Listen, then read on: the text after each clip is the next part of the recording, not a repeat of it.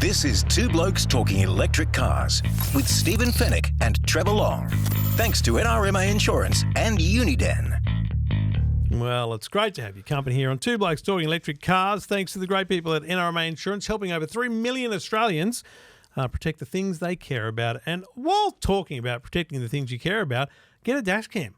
Uniden smart dash cams, they'll protect the thing you care about, because if something happens, that dash cam might just have the proof you need to tell someone, whether it's the other driver or your insurance company, what happened. And just, peace of mind is all you need, folks. Two Blokes Talking Electric Cars, and we appreciate their support. Stephen, good to see you, mate. Good to be here, Trev. I know you're heading off on holiday, so we appreciate you sticking around for just one more show. Hang on, is that a tear in my eye? No, it doesn't appear to be. There appears to be no emotion. But that's okay. I'll either talk to myself and just talk to callers, or I'll just, what I'll do is each week, I'll bag like the Model S, especially the original one. My first The EV. next week I'll bag the EQE. My second EV. Yeah, okay. That's great, mate. That's good. Original. I don't know what else. I've run out of cars. The next episode of Two Blokes Talking Electric Cars will just bag Star Wars. Okay. Now that is getting personal. Come on. I would have thought the Merc was more personal, but that's okay. No, the Merc's going great, mate. If you're just tuning in for the first time, welcome. Great to have your company. Yeah. Where have you been? We've been around for 6-7 months now. Yeah, and we've been doing this podcasting thing for 13 years. Yeah. Two Blokes Talking Tech is our main game. We are tech commentators, journalists. One of our games. Just one of our many games. Yeah. And Stephen has owned, your first Tesla was 2018. 2018. Yeah, 6 years I've been driving an EV. And I now own two of the damn things. Love them. Yep. My beautiful Cooper Born and the EV9. You know what? Amanda has this day of the week off. And so I was at the office and I said, "Are you home?" She goes, "Yeah." So I ran home, got the Kia, just went for a cruise. There's a little software update I wanted to test out, but you know what? I love getting in that car and driving. What was the update? What happened? Actually, a really good update for anyone that owns a Kia or a Hyundai, a modern one, so this year's model basically, to get 5-star ratings. You have to have in your car now a sound alert that so if I'm driving 51 in a 50 zone, it goes bing, bing, bing, bing 4 times. How good's that? And then if I slow down for a roundabout and then speed up again, 51, bing, bing, it's so annoying. Right. It's a speed safety alert, and that's how they get 5-star ratings. It's like 6 ticks to turn it off in the system. Yep. There is a software update for all Hyundai and Kias with that feature. If you're now driving down the road and I forgot to turn that off, you push and hold the mute button, and it takes you from sound alert into sound information, speed alert into speed information. Very good. Solves that problem. That's awesome. It's Amanda's. She hates it. Wow. She's like, this thing beeps too much. I don't blame her. We're going to talk about a car later that gave me the same experience. But before we do that, I just want to mention. I was on the phone. I got my insurance quote for my EV. And naturally, I thought, if I did nothing, they're just going to bill my credit card. Yeah. And I thought, I'm going to ring up, see what I can do. Yeah. And one of the questions they asked me that ended up getting me a discount was asking me if I had a dash cam. Oh, really? And I said, yes, I do, baby. I've got the Uniden dash cam in my car. And they said, okay, that's good. That was noted. And, mate, I got $500 off my insurance. That is wild. That's part of the reason. The other reason was that I put it down to sort of do 10,000 kilometres a year, which I don't. I do probably about 8 or 9, right? And that helped me as well. I do more. They specifically asked about the dash cam. There you go. And I said, of course I've got a dash cam, and that ended up getting me a cheaper quote. Wonderful. Well, let us know your EV experience, whether you're an owner, a buyer, or just an interested party. 0477 657 657. We've got a call on the line right now. It's Shay. G'day, Shay. Good morning. G'day, guys. How you going? Yeah, really good, mate. Where are you at in the world of EVs, my friend? I have one EV. I've got a BYD Atto 3, which is technically my wife's car, and then I'm looking to basically swap over my other car, hopefully into either plug-in hybrid or an EV later on this year. Technically your wife's your car. What do you mean, mate? Well, so it was hers, but you drive it a lot? Well, pretty much. I mean, the other cars are four-wheel drive diesel dual cab, so I try to use the electric car pretty much on the weekend as much as I can. Yeah, right. So you're going to replace the dual cab diesel with an EV, are you? Is that the plan? I am. That's the plan. And what are you looking at, mate? What can replace that? Well, I thought pretty much this is going to be on my last diesel car, and fingers crossed it's going to be. I kind of timed my innovated lease that I'm on at the moment to sort of expire sort of at the end of the year, and I was kind of hoping that BYD would have their act together and I could get myself a Shark. The Shark. The Shark's a plug-in hybrid. I think it's a weird thing that BYD have done to go, we're a full EV company, and then suddenly they bring out the Sea Line and now the Shark. But both plug-in But hybrids. it's genius, though, wouldn't you say, Shay? Because essentially your options in that space are, Toyota Hilux, Ford Ranger, all the big ones, the Isuzu and all those things. But if you wanted to have that EV efficiency, especially those short trips, then the plug-in hybrid, and Ford's got one coming, and I think in the end of next year, there's talk of Toyota having a low end, like 48-volt system or something. The Shark becomes the biggest contender in that space, doesn't it? Yeah, pretty much. So Toyota bringing out a 48-volt mild hybrid Hilux now, which is just on the 2.8-litre diesel. Ford Ranger's obviously got a 2.2. I think they've got must be a petrol mated with a smaller battery. So I think they've got about 80-kilometre range, whereas BYD have got a 1.5 twin turbo petrol with I think it is a 33 kilowatt hour battery underneath. So it's pretty decent. Have they said yet what they think the range is going to be on that? I think they reckon that the WLTP range is 100 kilometres, which probably is going to work out to be about 80 kilometres real world range. So that's one of the biggest PHEV ranges out there. Maybe the Mitsubishi Outlander or something. That's pretty good. You were going to say, what is that going to suit you for your commute then? Yeah, so my commute every morning is about 42 kilometres. Okay. So and there's a fair bit of hill climbing in that too. So I'm hoping I can sort of catch up a little bit on the regen on the way down the hill. Nice. And I'm hoping I can be okay and sort of get a bit of a cheeky EV commute to work. What are they saying about time frame? Yeah, when are they saying? I spend way too long on Facebook motor groups, but it looks like whispers are September. But I think, given my experience with the BYD Atto, I mean, that was supposed to be July 2022 when it was initially released, and now they pushed it. Well, they pushed it back then in 2022. I didn't get mine until October, and literally, I had my money on the table for the first batch of 500. Yeah. So, wow. So what do they say? September? What this year? Next month? Coming up next month this year.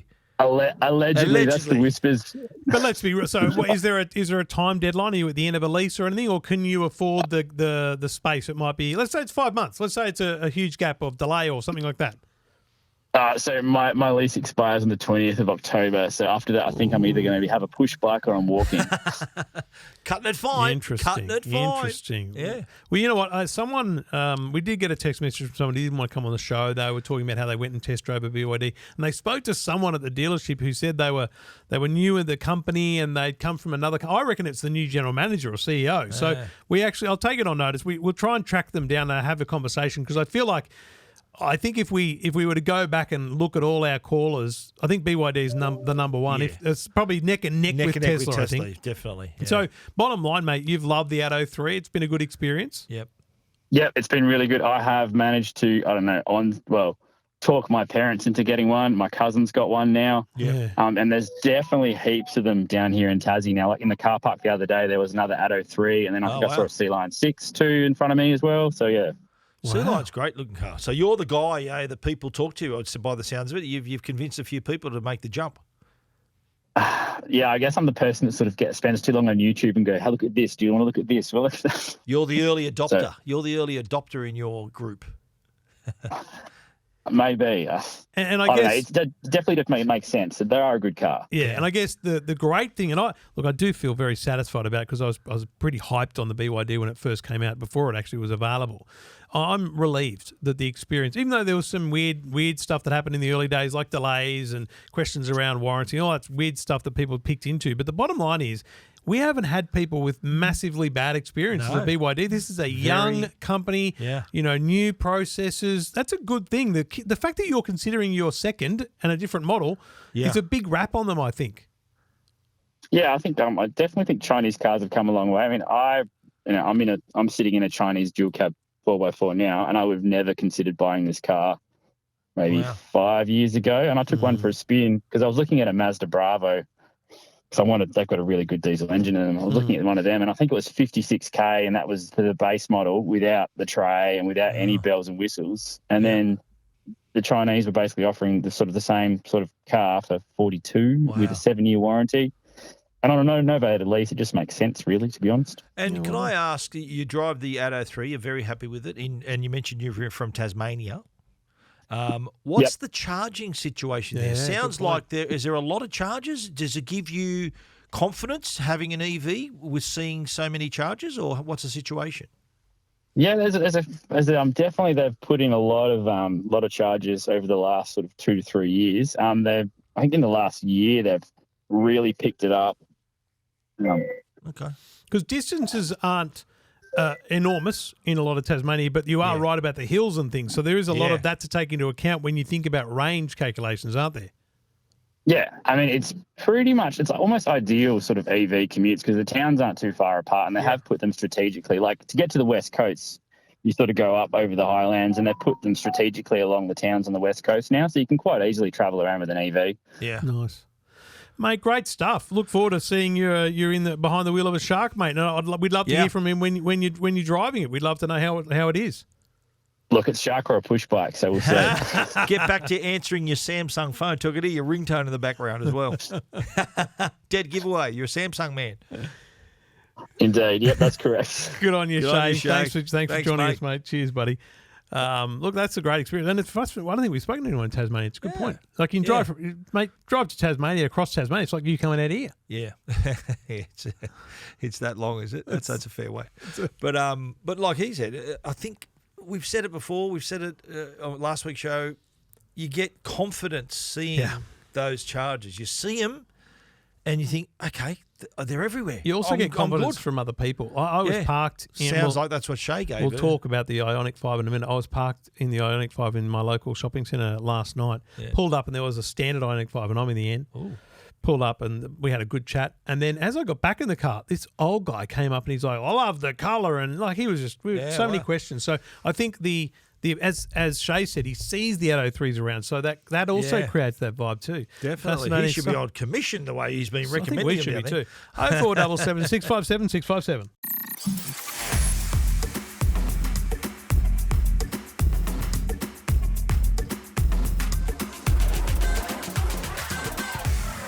Just treated your head violent treatment. I've just treated your head like a, like a drum? timpani drum, you know? You know timpani? A what? Timpani.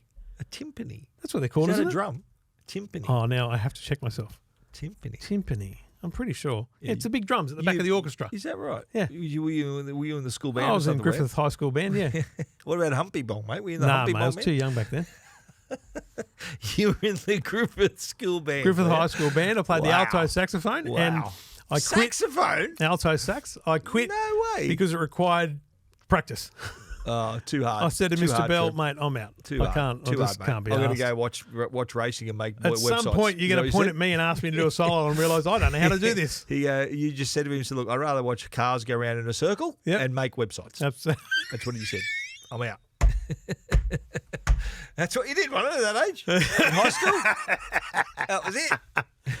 Oh, wow. Trev saw the future. This is Two Blokes Talking Electric Cars. Thank you for listening. 0477 657 657. Victor's on the line. G'day, Victor. How you going, guys? Mate, really good. Recognise the name, recognise the number. We spoke to you a few weeks ago. You've had more show time than we have, mate, the way we're going, but that's all good. You can't say first time caller, long time listener. Remind us, you were in the market, you were looking at the Aura for the missus and maybe something else? Yeah, we're looking at the Seal for myself. We're just waiting on some leasing providers to get back onto the train and get back to us. Okay. So what's it been like with the test drives, mate? We were talking about autopilot. Have you been able to play with some of those technologies? 100%. So the first real one we had to go at was the BYD Seal. So we took a performance, I'm pretty sure it was, out for a spin. So go talk to the guy who was absolutely snowed under. There's one guy at the shop and Honda next door had no one. And he had like five people in there. Wow. He said, right, you can have 10 minutes.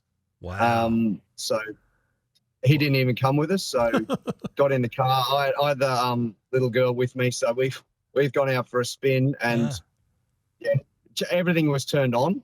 So the first thing I noticed, the lane keeping assist was aggressive would be the word. Right. Yep.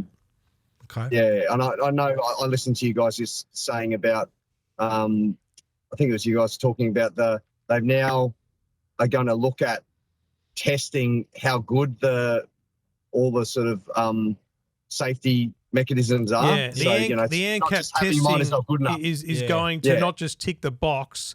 They're going to now look at how, like, they're going to lose points if it's too aggressive. And it's funny because when we drove to Mum's a few weeks ago, Jackson, we were in the Kia EV9, and Jackson jumped in and did the kind of country stretch off the highway. Yep. And he said to me at one point, "How do I turn off the lane stuff? Because it feels like it's taking over too much." He felt like he wasn't in full control, and that was fascinating because you think someone who's new to driving would think this is cool that it kind of drives itself, but in the end he felt it was overpowering. It was taking him to a part of the road he didn't want to be on. Can you turn it off in your case? Or? Yeah, you just press a button on the or wheel. Just turn down the aggression of it. But did that put you off the car? I wasn't too keen on it, and then I did a bit of research after, and people saying that this is an issue they're aware of. They're going to be looking at it. You can go into the menu. You can. The other problem was in the BYD, you had to go it was like 4-5 parts of the menu to get into it, like steps. Really? And so the next time we come and drove the Seal, it actually was like a shortcut. You could pull down from the top and change it from there. But it was 100% better. The next time we drove one was a month or two later, and it was way better. And have you driven anything else, or is it just the BYD that you've been looking at? Or No, MG4. Yeah. The dealer came drive with us. We actually were talking to him because one of my mates had actually bought one and was raving about it. So we actually talked to him, went down and had a drive with him. He was really good. Yep. He was showing all the features as we were doing it, but that didn't seem as aggressive as the BYD that first time. Okay. But the BYD was the first one we drove, and then the MG was 6 months later. Right. I drove a Kia EV6 when they literally just come onto the market, and I didn't notice anything about the features except the active cruise control. You could tell that it kept the distance well. That's the only thing I noticed on them at the time. Yeah, right. Did the GWM Aura have a lot of those features, or is it lacking in any way because it's a smaller and cheaper car? No, they had everything. That was my main concern, was that the missus wants it to be like a normal car and drive like a normal car. If it's got anything off-putting when she gets in it, that'll be it. She'll be like, "Nah, don't like it. That's next car." My wife's the same. The bonus of the GWM is it looks the part for her, so she was even keener to have a go, and she drove it without any issue. The first drive we had was in the GT version though, and I drove that, and you put your foot down, going around a corner, you know about it, and it didn't feel good for her. she wasn't too happy. So the next drive we had was in the standard range one. Yeah. Yeah. That was a lot better. She liked that better. But that was more a performance issue as opposed to a feature issue. So what did you end up landing on? If you're waiting for paperwork and things, where have you landed? All right. So the GWM, I'm waiting on my lease provider for my work to come back. The problem we had actually went to one. They're supposed to go and do the sourcing thing and get you a good price, and they literally come back with the same price that you can see everywhere else. The driveway price they came back with is the same. Yeah, I thought that maybe they come back at least $500 cheaper, but it was exactly the same. So I've seen on car sales between, I think, 36,000 drive away to 31,000 drive away. Wow, it's a big gap. Which is crazy. Yeah, that's Queensland, New South Wales, Victoria, mobs. So I'm like, that's a bit of a difference. Yeah. Wow. Well, I mean, it's interesting that you get to see all those features though in the test drive. A lot of people probably wouldn't pick up the fact that there's you're right, it's a different driving experience. Not just, I think one of the things, as well as your lane keep and all those autopilot style features like adaptive cruise control, I think one of the things that needs to be taught at the dealer is things like regenerative braking and how that's changeable, if at all. Driving. Yeah. Because some cars, some cars have it, some cars don't. My Cupra doesn't do one pedal; it just has a stronger regeneration if you want it. Yep. Whereas the Kia EV9 has 4 levels. Level 1, level 2, level 3, and iDrive, the iPedal. So I have 3 levels in my I car. wish my wife would use the more regeneration because it would be more efficient. But I took a mate of mine, let him drive the press car that I've got, and he was like off the pedal, and it was like throwing me into the front because he didn't realise it's like a scale electric. You've got to come off it. You've got to come off it slowly. So I feel like that's the kind of thing you've got to make sure your wife doesn't get surprised by there, Victor? No, she loved. I was like warned her in the GWM, and she was like, "Oh, this is awesome!" Straight away, I was like, "Oh, that's good." She was awesome with it. So that was another concern. But yeah, the one pedal on the Aura was really, really good. Very good. Yeah. Well, good to catch up with you, mate. Good luck work, with Victor. the leasing, my friend. Yep. Yeah, thank you very much, team. Love your work. See you guys. Cheers, buddy. See you, mate. Thanks for coming back to Take us. care. Really good stuff. I think the test drive, we still haven't beaten Penelope, by the way, with the 11 cars. 11, was it 11? Yeah, 11 cars. It was pretty unbelievable. Solid. If anyone wants to challenge, feel free to get I really in hope touch. Penelope gets back in touch when she buys a car. Yeah, though. if she settles on it, it must be a damn good car because she's It'll- had 11 other test drives. It'll have to be. Anyway, 0477 657 657.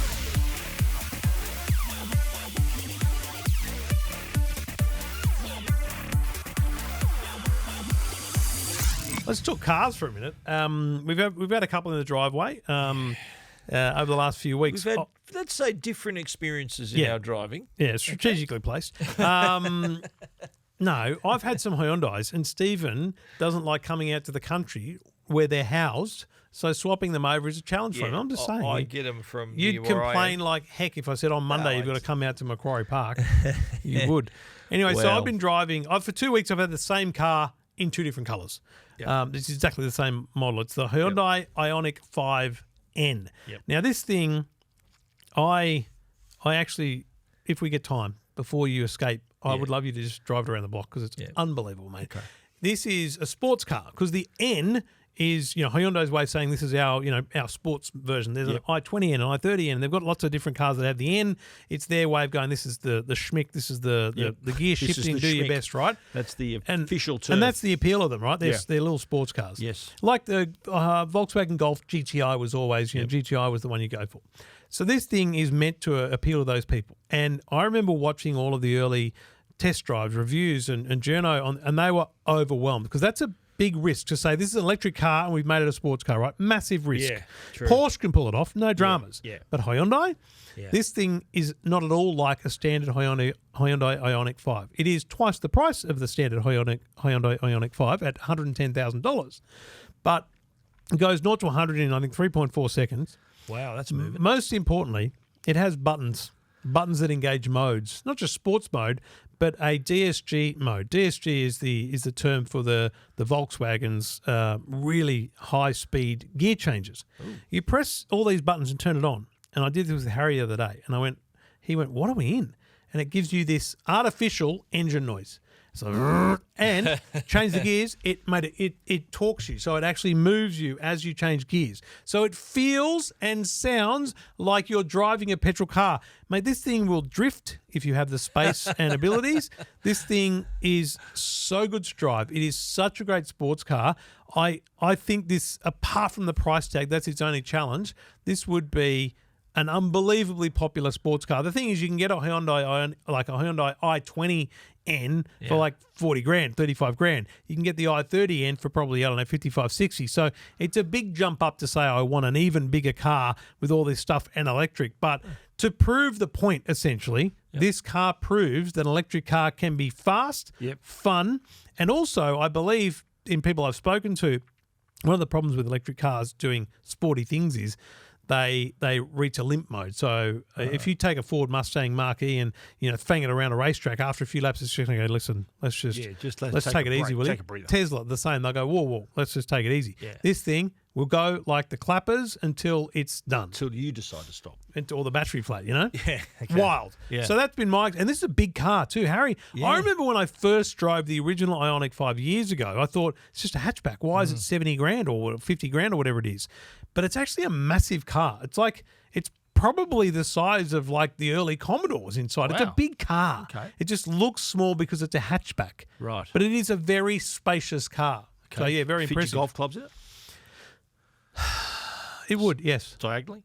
No, I think in the boot.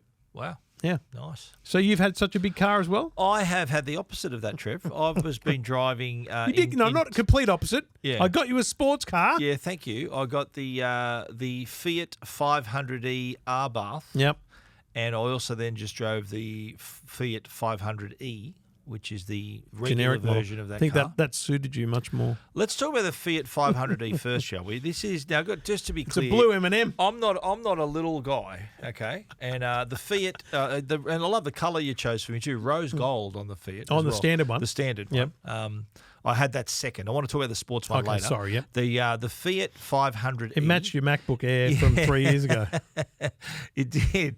It was a interesting driving experience, let's just say. Look, I've got to say, its interior, very stylish, really nice. It's a Fiat, right? Wireless CarPlay and Android Auto, which for a car like that, pretty cool.